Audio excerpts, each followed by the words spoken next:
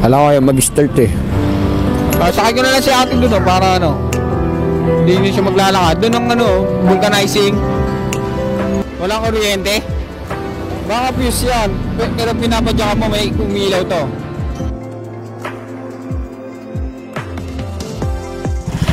Wala pa naman tayong order, okay lang yan.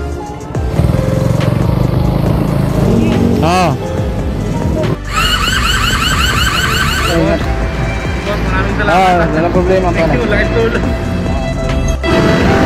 Bossing, nangyari, bossing. Boss, ingat. Salamat po. Nangyari, pare. Nangyari, boss.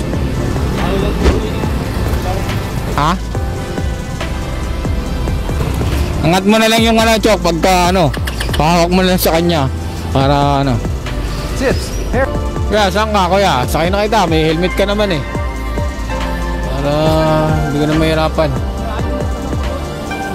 Saan? Dito? Sa ano?